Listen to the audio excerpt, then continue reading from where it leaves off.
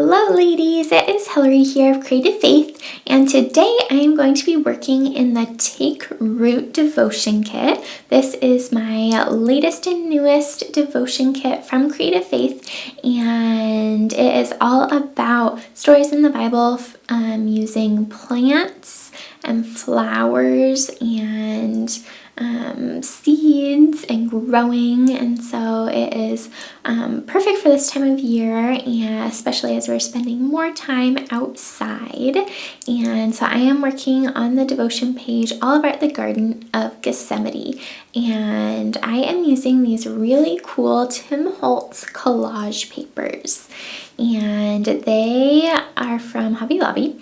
And I actually first saw a video of Lindsay Decor of her YouTube channel when she was using them, and I'll put a link in the description below to check out her video.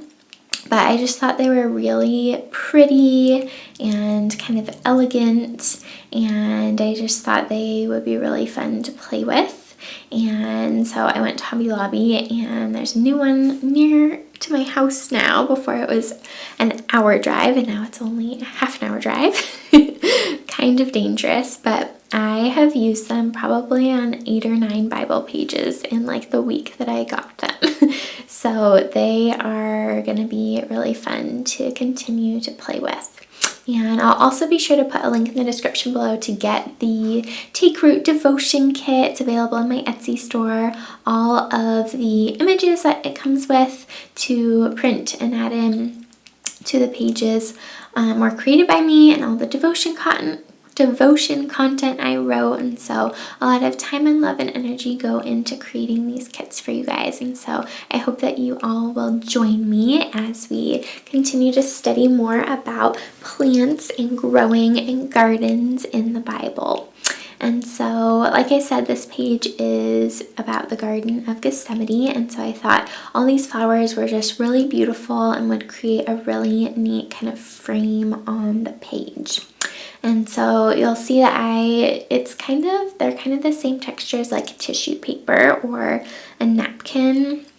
And so I'm using it like I would do the napkin technique, which maybe some of you guys have seen before. So I am using gesso, clear gesso, and I first ripped out the pages or the pieces of the paper that I wanted to use, and you guys saw me using a water brush, and that was a technique from Lindsay's video, and it just helps get it a little bit weaker where you want to rip it, and so that worked really well. And so now I am putting gesso underneath the page, and then I go over the page also with the gesso, and then off camera I finished that and dried it. And so now I am making the page look old. I am using some distress ink. This set my friend Maria sent to me, and this is the antique linen, I think is what it's called.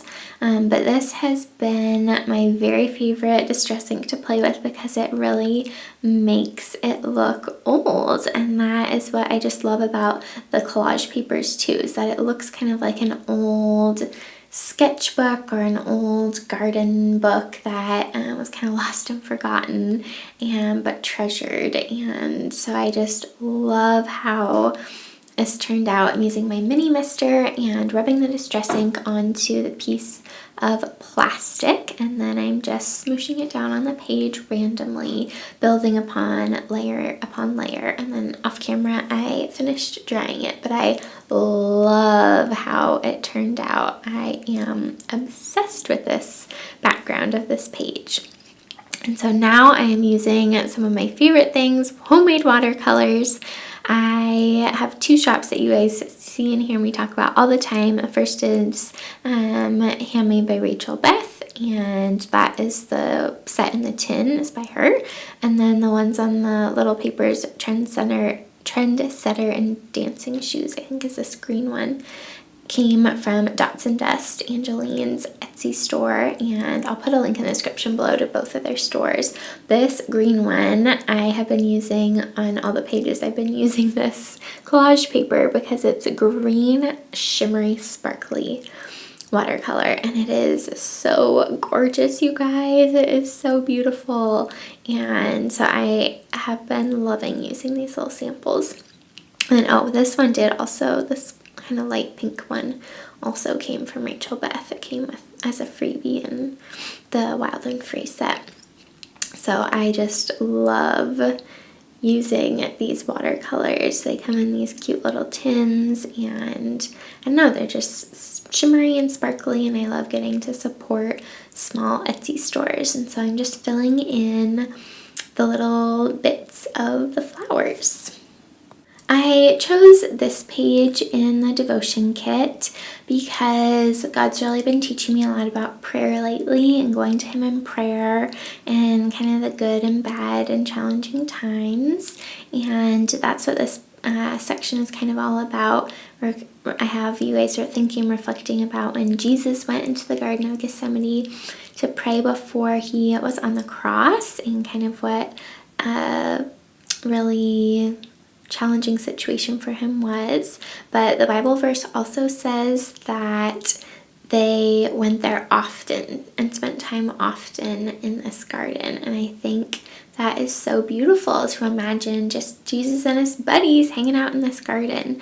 And so I just really liked that image. And one of the questions I have you guys reflect about is what is your ideal garden look like, and to kind of go think about a place where you can pray and talk to Him. And my ideal garden is full of flowers and plants. I'm not the best at taking care of them, but I think God's creation just reminds us and shows us who He is, and He just really speaks to me through the beauty around me in nature. And so I was just really reflecting a lot as I created this page about prayer and going to God in prayer for my comfort. And so that was just a simple prayer to write on the page.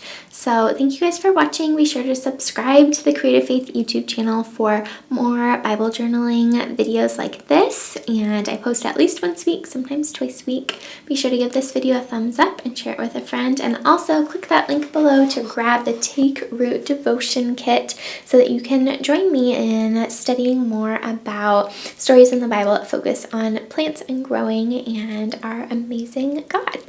And until the next video, bye guys!